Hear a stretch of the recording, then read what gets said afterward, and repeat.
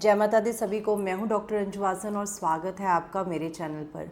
आज हम बात करने जा रहे हैं पुत्रदा एकादशी के बारे में। सबसे पहले तो बहुत बहुत बहुत मुबारक हो आपको पुत्रदा एकादशी की। सावन महीने की ये एकादशी बहुत ही ज़्यादा इम्पॉर्टेंट है उन माँओं के लिए, उन कपल्स के लिए जो संतान प्राप्ति की इच्छा रखते हैं। इसके अलावा जिनको धन की प्रॉब्लम आ रही है या जिनकी शादी नहीं हो रही, उनके लिए भी बहुत सारे ऐसे उपाय हैं जो आप पुत्रदा एकादशी पे करके अपनी ज़िंदगी में एक चेंज ला सकते हैं। तो चलिए वीडियो को आगे बढ़ाते हैं, पर इससे पहले अगर आप मेरे चैनल पर नए आए हैं तो प्लीज़ मेरे चैनल को सब्सक्राइब कर लीजिए, क्योंकि मैं आती रहती हूँ बहुत सारी सिंपल और ईजी रेमेडीज़ के साथ, और इसके साथ साथ टैरो, न्यूमरोलॉजी और फेस रीडिंग के सेशंस लेकर। तो चलिए वीडियो को आगे बढ़ाते हैं। सबसे पहले बात करते हैं कि पुत्रदा एकादशी कब है। बहुत सारे स्टेट्स में या बहुत सारी जगहों पर ये शोर है कि शायद 15 अगस्त से पुत्रदा एकादशी शुरू हो रही है और 16 को ख़त्म हो रही है। तो ये बिल्कुल सही है, पर इसका जो व्रत रखा जाएगा वो 16 अगस्त को रखा जाएगा। और 16 अगस्त का जो पूजा का टाइम रहेगा उसे नोट कर लीजिए। पूजा का टाइम रहेगा सुबह 5:51 से लेकर 10:47 तक। ये पूजा का समय है। बाकी दिन आपने जो व्रत रखा है या आप जो भी पूजा अर्चना कर रहे हैं आप कर सकते हैं। ये टाइम बहुत ज़्यादा इंपॉर्टेंट है, तो इस टाइम पर अगर आप करें तो बहुत अच्छा है। अब आपके साथ कुछ ऐसे उपाय शेयर करने जा रही हूँ जो आपको बहुत हेल्प करेंगे। सबसे पहला उपाय है तुलसी की मंजीरी का। तुलसी की मंजीरी से हम बहुत सारे उपाय पुत्रदा एकादशी पर कर सकते हैं, जिससे हमें बहुत ज़्यादा रिलीफ मिलता है। ये उपाय हम उन कपल्स के लिए भी कर सकते हैं जो संतान प्राप्ति चाहते हैं, उन बच्चों के लिए भी कर सकते हैं जिनका पढ़ाई में मन नहीं लगता, और उन लोगों के लिए भी कर सकते हैं जिन पर बहुत ज़्यादा कर्जे हो गए हैं या जिनको मनी की ब्लॉकेज चल रही है। अब ध्यान से सुनिए, आपने क्या करना है। आपने तुलसी की मंजीरी को काट कर रख लेना है, तोड़ कर रख लेना है। आप आज ही कर लीजिए या आजकल में ही कर लीजिए, क्योंकि थर्सडे को, संडे को या एकादशी वाले दिन तुलसी की मंजीरी को नहीं उतारा जाता। ठीक है, आप उतार के रख लीजिए। उसके बाद एकादशी वाले दिन सुबह स्नान करके, स्वच्छ कपड़े पहनकर, पूरे फ्रेश होकर आप अपने मंदिर में बैठिए। एक पीले रंग का आसन बिछाइए और उसमें भगवान विष्णु और माँ लक्ष्मी की मूर्त को रखिए, और एक दीप जलाइए घी का। उसमें आप येलो कलर के फ्लावर्स अर्पण कर सकते हैं, येलो कलर की मिठाइयाँ अर्पण कर सकते हैं, और साथ ही साथ तुलसी की मंजीरी को अर्पण कीजिए।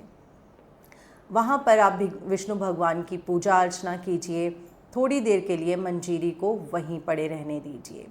उसके बाद कम से कम 4-5 घंटे बाद या शाम को आप उस मंजीरी को उठा लीजिए। अब ध्यान से सुनिए क्या करना है। जिनको भी संतान प्राप्ति की इच्छा है वो उस मंजीरी को एक बॉक्स में बंद करके रख लें या एक कपड़े में बंद करके रख लें। उसके बाद जब भी वो चाय बनाते हैं उस चाय में उस मंजीरी को डालें और उस मंजीरी की चाय पिएं। इस तरह से आपने उन्हें मंजीरी को ग्रहण करना है। आप इसे पानी में बॉईल करके भी ले सकते हैं। दोनों हस्बैंड वाइफ भी कर सकते हैं या अकेली वाइफ भी कर सकती है, पर मैं कहूँगी कि हस्बैंड वाइफ दोनों ही करें। ठीक है। अब दूसरा, अगर आप भी ऑथेंटिक क्रिस्टल और रुद्राक्ष खरीदना चाहते हैं तो आप हमारी वेबसाइट www.onargracious.com से खरीद सकते हैं। आपको बिल्कुल ऑथेंटिक क्रिस्टल और रुद्राक्ष यहाँ पर मिलते हैं, और मैं खुद एनर्जाइज करके भेजती हूँ इन्हें। जय माता दी। जिन बच्चों का पढ़ाई में दिल नहीं लगता है उसे इस मंजीरी का पानी बॉईल करके पिलाइए। आप थोड़ा सा पानी बॉईल कर लीजिए, उसमें थोड़ी सी तुलसी की मंजीरी डालिए और ये मंशा डालिए कि मेरा बच्चा जो है उसका पढ़ाई में मन लगे, उसका पढ़ाई में फोकस बढ़े और वो पढ़ना शुरू करे, और उसको धीरे धीरे ये पिलाना शुरू कीजिए। अब जिन लोगों को धन प्राप्ति की इच्छा है या मनी की ब्लॉकेजेस हैं वो इस मंजीरी को अपने लॉकर में रखें। अपने लॉकर में या जहाँ भी वो पैसा रखते हैं वहाँ पर रखना शुरू करें। ये बहुत ही अच्छा होता है। ये तो थी तुलसी के मंजीरी के उपाय। अब बात करते हैं कुछ ऐसे उपायों के बारे में। अगर आपके पास तुलसी की मंजीरी नहीं है तो आप क्या कर सकते हैं। सबसे पहले तो अगर आपके रिलेशनशिप इश्यूज़ चल रहे हैं तो आप तुलसी माँ को उस दिन अपने श्रृंगार का सामान अर्पण कीजिए। नया श्रृंगार का सामान लाइए और तुलसी माँ को अर्पण कर दीजिए।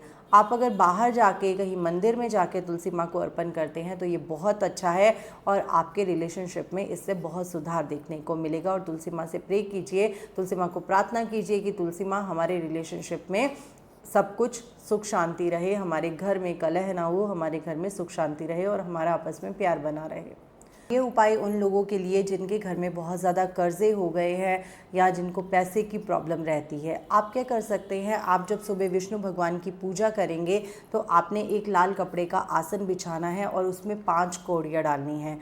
आप जैसे पूजा अर्चना करते हैं विष्णु भगवान की, माँ लक्ष्मी की, आप वैसे ही करिए और 3-4 घंटे बाद या शाम को उस पोटली को बांध कर, उस कपड़े में कौड़ियों को डालकर, उसको बांध कर जहाँ भी आप पैसा रखते हैं वहाँ रखना शुरू कर दीजिए।